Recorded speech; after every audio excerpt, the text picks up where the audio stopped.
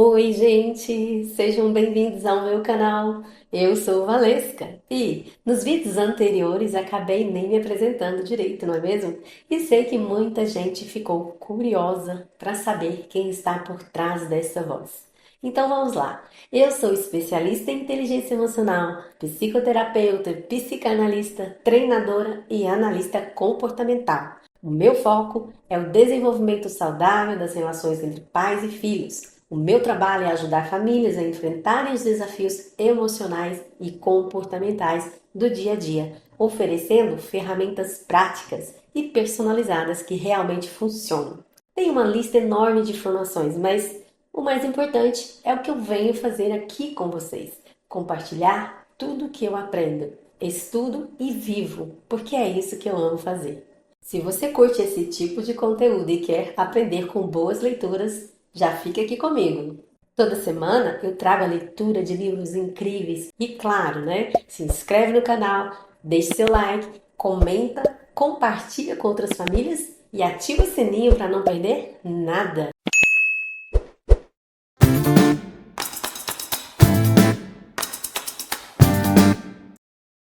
O processo da PLP começa pela liberação do principal neurotransmissor excitatório, o glutamato, no terminal axônio de um neurônio, passando através da sinapse para o receptor do dendrito do neurônio receptor.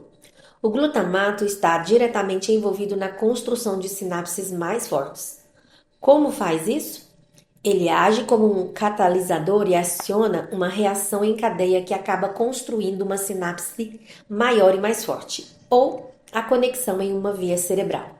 Quando o glutamato destranca o receptor, ele aciona íons de cálcio em torno da sinapse.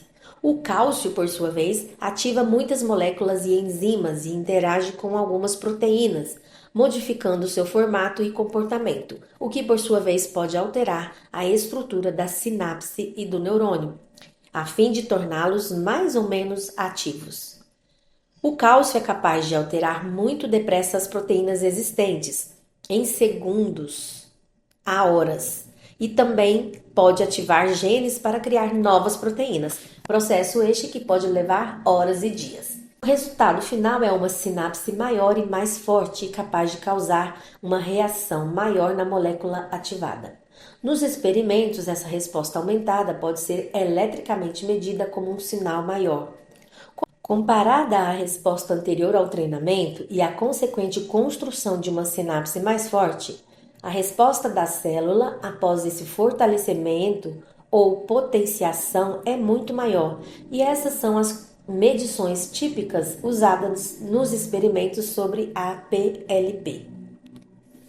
Na verdade, se você está aprendendo alguma parte disto, está construindo novas sinapses à medida que lê. Minutos depois de aprendermos uma coisa nova, as sinapses começam a crescer. Em poucas horas estão praticamente cimentadas em uma forma mais forte. John Eccles, que viria a receber o prêmio Nobel por seus primeiros trabalhos no estudo das sinapses, ficou perplexo com a quantidade de estimulação que era necessária para produzir uma alteração sináptica. Talvez o traço mais insatisfatório da tentativa de explicar os fenômenos da aprendizagem, escreveu ele, seja que são necessários longos períodos de excesso de uso ou desuso para produzir alterações sinápticas detectáveis. O que Eccles não percebeu foi que as repetições que observou com tanta frustração, aqueles longos períodos de excesso de uso, eram o cérebro em funcionamento, aprendendo e adquirindo conhecimento. Após a estimulação reiterada, a célula neuronal responde com muito mais intensidade a um estímulo do que de início. Portanto, o circuito cerebral aprende. Quanto mais arraigado o conhecimento, mais fácil é recordá-lo e usá-lo. É como quando há uma corrida de esquiadores numa pista de slalom. E a rota mais rápida de descida vai sendo gasta pelo uso. Criam-se sulcos. Quando os últimos competidores disparam pela saída, a rota está tão profundamente sulcada na neve que eles não conseguem esquiar fora dela, nem precisam ou desejam fazê-lo. Na verdade, a linha profundamente gravada os guia na descida, sem que eles precisem procurá-la.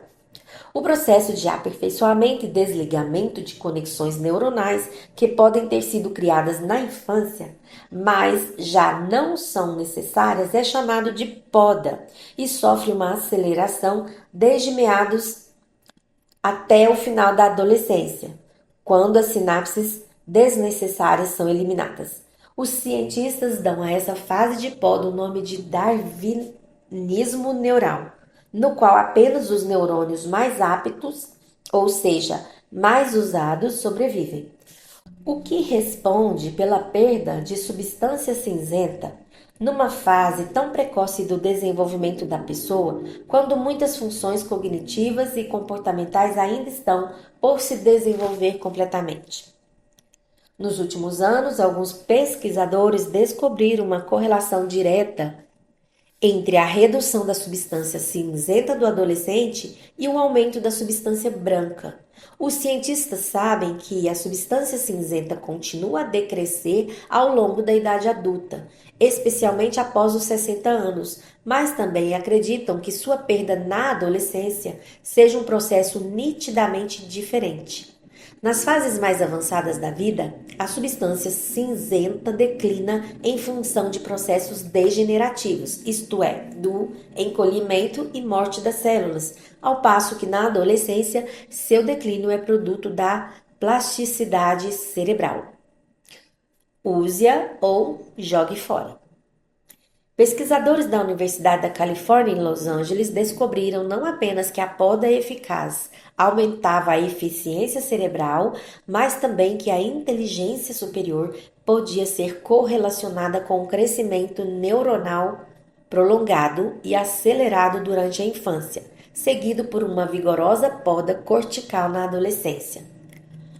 Constata-se que menos é realmente mais, e é por isso que, em meio a todo o caos dos anos da adolescência, esses jovens desenvolvem uma máquina mental adulta mais enxuta e eficiente. Em relação às crianças e aos adolescentes, os adultos levam a vantagem de que sua substância branca é mais extensa, o que significa que eles têm conexões mais velozes entre as áreas cerebrais, como os lobos frontais. A verdadeira novidade em toda essa ciência é que o cérebro adolescente é mais do que capaz de aprender, e esse fato não deve ter seu valor subestimado. A PLP é realmente mais robusta nos adolescentes. Os animais adolescentes também mostram curvas de aprendizagem mais rápida que os adultos, e alguns cientistas quiseram saber se isso se devia a eles terem maior plasticidade sináptica, dado todo o aumento das sinapses excitatórias que são necessárias à PLP. Fizeram-se estudos com fatias cerebrais de ratos para examinar a PLP em ratos adolescentes versus ratos adultos. Ficou constatado que a força da PLP era muito superior na adolescência. As comparações entre o antes e o depois do pulso de estimulação mostraram que as sinapses das fatias cerebrais dos ratos adolescentes tinham cerca de 1,5 vezes o aumento observado nas dos adultos, e que esse aumento durava. Isso significa, portanto, que as lembranças são mais fáceis de formar e duram mais quando são adquiridas na adolescência, em comparação com os anos da idade adulta. Esse é um fato que não se deve ignorar. A adolescência é o momento de identificar os pontos fortes e investir nos talentos emergentes. É também o período em que é possível obter os melhores resultados da reparação, da ajuda especial nos problemas afetivos e da aprendizagem. Durante muito tempo, todos pensamos que o QI com que a pessoa era marcada na escola primária, depois de fazer um daqueles testes de aptidão, era a última palavra sobre seu destino intelectual. Não é verdade. Dados concretos mostram que o QI pode mudar durante os anos da adolescência, mais do que qualquer pessoa jamais havia esperado. Entre os 13 e os 17 anos de idade, Um terço das pessoas permanece idêntico, um terço tem o QI reduzido e um notável um terço dos indivíduos eleva significativamente o seu QI, na verdade. As mudanças no aumento do QI também foram associadas a mudanças nos exames de neuroimagem cerebrais. Quando havia aumento no QI verbal, o mesmo acontecia com a substância cinzenta no centro do cérebro, responsável pela articulação da fala. Quando havia aumento do QI não verbal, o mesmo ocorria com a substância cinzenta na área do cérebro relacionada com a movimentação das mãos. A parte frustrante deste estudo foi que os pesquisadores não levantaram o que essas pessoas haviam feito durante aqueles anos formativos. Adoraríamos conhecer o segredo de como fazer o QI aumentar durante os anos da adolescência. Ao menos já estamos descobrindo os tipos de coisas que podem fazê-lo diminuir. Porém, voltaremos a isso mais adiante. Recentemente, pesquisadores do Instituto de Genética do Comportamento da Universidade do Colorado descobriram que, comparadas às crianças com QI inferior, as crianças com QI elevado podem ter um período ampliado de aprendizagem, durante o qual são capazes de manter um ritmo elevado de aquisição de novos conhecimentos. Esse período ampliado de aprendizagem não leva necessariamente a um QI mais alto, mas poderia ter benefícios potenciais em longo prazo. Esse tipo de informação tem que ser divulgado. Os adolescentes precisam ficar a par de que esse é um dos anos dourados do seu cérebro. É claro que, na verdade, isso não nos ajuda a lidar com o aqui e agora de nossos adolescentes, atordoadamente desconcertantes. É importante lembrar que, embora o cérebro deles aprenda no auge da eficiência, muitas outras coisas são ineficientes. Entre elas a atenção, a autodisciplina, a conclusão de tarefas e as emoções. Por isso, o mantra, uma coisa de cada vez, é útil para repetir para si mesmo. Procure não sobrecarregar de instruções seus adolescentes. Lembre-se de que, embora eles pareçam capazes de fazer tarefas múltiplas, não são muito bons nisso, na verdade. O simples incentivo para que parem e pensem no que precisam fazer e em quando precisam fazê-lo ajudará a aumentar o fluxo sanguíneo para as áreas cerebrais envolvidas na execução de tarefas múltiplas e a fortalecê-las pouco a pouco. Isso também se aplica a lhes dar instruções e indicações. Escreva-as para seus adolescentes, além de dá-las verbalmente, e limite as instruções a 1 ou 2 pontos, não 3, nem 4 ou 5. Você também pode ajudá-los a administrar melhor o tempo e a organizar as tarefas, oferecendo-lhes calendários e sugerindo que eles anotem sua agenda cotidiana. Fazendo isso com regularidade, eles adestram o próprio cérebro. E o mais importante, talvez, estabeleça limites para tudo. É isso que o cérebro exageradamente exuberante dos jovens não sabem fazer por eles. Portanto, diga com clareza por quanto tempo você deixará seu adolescente ter um convívio social virtual, seja na internet, seja por meio de mensagens de texto. Na melhor das hipóteses, limite a convivência digital a apenas 1 ou 2 horas por dia. Que desafio, hein, gente? Pela madrugada. E se o seu adolescente não obedecer, retire o telefone ou o iPod ou restrinja o uso do computador aos deveres de casa. Além disso, insista em saber os nomes de usuário e as senhas de todas as contas deles. Nada disso significa que seus filhos cumprirão imediatamente esse programa, com certeza. Na verdade, é praticamente certo que haverá no mínimo resvalos ocasionais. Talvez muitos. É por isso que cabe a você ficar de olho e observar os adolescentes enquanto eles fazem os deveres de casa e passam tempo no computador. Quanto mais você estiver no controle, menores serão as tentações para seus adolescentes. E quanto menores forem as tentações, mais o cérebro deles aprenderá a abstrair as distrações constantes. Ao lidar com aquelas explosões emocionais inesperadas de seus filhos adolescentes, uma coisa tão simples quanto contar até 10 antes de reagir poderá ajudar você a manter a calma. Ficar com raiva ou tratar o piti como um acesso infantil de raiva não são práticas recomendáveis. Os adolescentes se creem adultos e, embora saibamos que não é bem assim, quanto mais os tratarmos como tal, maior será a probabilidade de que eles efetivamente tentem agir dessa maneira. Por ser médica e cientista, eu podia fazer meus filhos se sentarem e lhes dizer: vejam só, vocês não acreditam quando eu digo que estão sendo irracionais, impulsivos ou exageradamente sensíveis, mas deixem que eu lhes mostre por que a culpa é do seu cérebro. Quando você terminar de ler este livro, poderá fazer o mesmo. E acredite, funciona. Já vi isso não apenas com meus filhos, mas também ao falar com adolescentes depois de fazer apresentações em escolas de ensino médio. Eles ficam realmente fascinados com a neurociência e com o fato de haver uma lógica por trás do que, de outro modo, parece constituir tumultos inexplicáveis na vida deles. No entanto, você corre o risco de essas explicações cerebrais se tornarem uma espécie de munição dos adolescentes. Meu cérebro me levou a fazer isto. É o que talvez fique tentado a dizer o seu filho adolescente quando resolver sair dirigindo o carro do pai, sem dizer nada a ninguém, até voltar depois da meia-noite. Bem, não. Você precisa retrucar. O seu cérebro é uma explicação às vezes, mas nunca uma desculpa.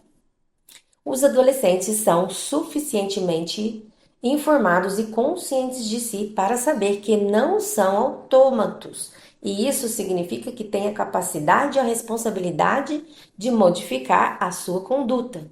É isso que você deve lembrar-lhes e depois tornar a lembrar de novo, outra vez, e de novo, e mais uma vez, e de novo. A ciência do cérebro não é desculpa para comportamentos amalucados, estúpidos, ilegais ou imorais. É uma explicação e uma referência sobre as quais eles devem ser incentivados a ler mais sobre o assunto. Do mesmo modo que telefonei para meus filhos ao receber a notícia do afogamento de Dan, quando você ler ou ouvir falar de algo parecido, ligue para seus adolescentes ou sente-se com eles e lhes recorde por que essas coisas acontecem. Você não pode esperar que eles captem automaticamente as insinuações e as ligações mais sutis, e por isso o melhor a fazer é errar por excesso e apontar o óbvio explicitamente. Fiz isso tantas vezes com meus filhos que eles me apelidaram de comandante. Há uma razão lógica pela qual a plasticidade é posta em primeiro lugar na infância e na adolescência. A sobrevivência depende do conhecimento do meio, de modo que o cérebro juvenil deve ser flexível e moldável, dependendo do tipo de ambiente em que a pessoa está crescendo. O aumento das sinapses transforma os adolescentes em máquinas de aprendizagem em busca de sensações, mas o fato de seus sinais cerebrais também poderem sair facilmente dos trilhos torna um pouco perigosos esses surtos de crescimento. Em termos evolutivos, ser receptivo a novas ideias e ter coisas novas para aprender levam a experiências úteis que são necessárias à sobrevivência. Para os adultos, é a mielina que permite, em parte, que certos sinais cerebrais percorram velozmente o caminho para os lobos frontais, onde reagimos, refreando nosso impulso de saltar de paraquedas ou dirigir a 190 km por hora. Por isso, a poda acontece justamente quando aumenta o crescimento da mielina, dando aos adolescentes uma breve oportunidade de vivenciar o mundo e descobrir o que os fará felizes, mais saudáveis e, como só nos resta esperar, mais sensatos.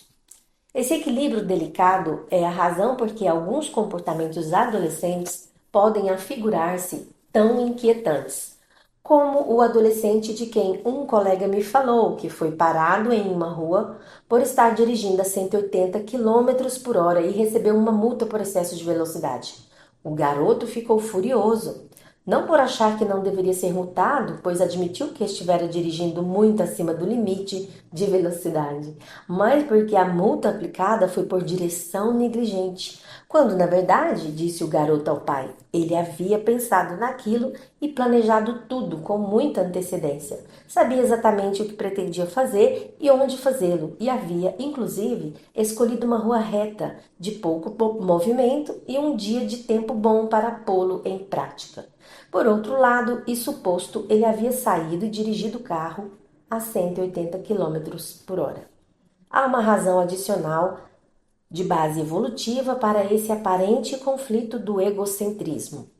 Recentemente, cientistas do University College London pediram a 59 jovens de 9 a 26 anos para adivinhar a probabilidade de lhes acontecerem determinadas coisas ruins.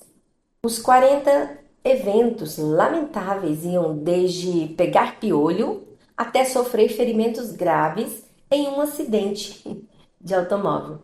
Depois que deram seus palpites, os jovens foram informados das probabilidades reais de ocorrência dos infortúnios. Em seguida, foram solicitados a projetar novamente as probabilidades. A maioria deles lembrou-se bem do risco real nos casos em que ele não era tão grande quanto o haviam previsto originalmente. Mas os adolescentes se saíram pior na recordação dos riscos quando estes eram piores do que seu palpite original. Ocorre que há mais áreas do cérebro processando informações positivas, ao passo que as negativas ficam concentradas no córtex pré-frontal, exatamente, né? A parte que não está desenvolvida ainda, totalmente. Em outras palavras, os adolescentes têm menos capacidade que os adultos de processar as informações negativas e, por isso, são menos propensos a não arriscar e menos propensos que os adultos a aprender com os erros ou reveses decorrentes deles. Depois que o indivíduo sai da adolescência, a plasticidade sináptica e a aprendizagem exigem mais esforço. Do mesmo modo que o jovem adulto acaba se instalando em uma vida e em uma rotina, o cérebro também se estabiliza. O homem de meia idade que tocou guitarra elétrica nos tempos do ensino médio teria dificuldade de pegar novamente no instrumento aos 45 anos. 25 anos antes, os neurônios ligados a tocar guitarra viviam em uso constante, mas quando esse homem chega à idade adulta, tais células já passaram tanto do tempo adormecidas que foram essencialmente deixadas para trás, assim como a guitarra elétrica no sótão. Os adultos também têm menos glutamato e dopamina e menos receptores disponíveis e por isso são menos flexíveis em termos cognitivos. Mas não digam isso a meu pai. Ele está com 90 e poucos anos ainda ativo e seu dispositivo favorito é o iPad, que ele não larga nunca. Vive me escrevendo e-mails e mandando clippings de artigos de medicina que leu, os quais anexa a mensagens que dizem apenas: achei que você gostaria de ver isso. O cérebro do meu pai mantém-se ocupado o tempo todo e a internet o ajudou a permanecer estimulado e a par dos problemas e acontecimentos atuais. Se ele tivesse nascido apenas 20 anos antes, não sei ao certo o que estaria fazendo agora ou o que seria capaz de fazer. Minha mãe, que também está na casa dos 90, prefere jogar paciência no iPad. Diz que é mais fácil do que embaralhar as cartas. Criada na Inglaterra, ela trabalhou no Serviço Secreto Britânico durante a Segunda Guerra Mundial e seu cérebro continua lúcido. A boa notícia sobre a plasticidade cerebral é que ela pode atingir o pico na infância e na adolescência, mas nunca cessa por completo. Pelo menos não até nós mesmos pararmos. Quanto mais se aprende, mais fácil se torna aprender. E se você chegou até aqui, de coração, muito obrigada. Isso mostra que você se importa de verdade em oferecer o melhor para os seus filhos. E isso já é um passo gigante na jornada da educação com amor e consciência. Se esse vídeo te ajudou de alguma forma, quero te pedir novamente, deixa o seu like, se inscreve no canal e ativa o sininho, porque aqui tem sempre conteúdo pensado com carinho para apoiar tanto você, mamãe, quanto você, papai. E tem mais um vídeo incrível aqui no canal que está aparecendo na tela agora. É só clicar e continuar essa jornada com a gente. Um grande beijo e até o próximo vídeo.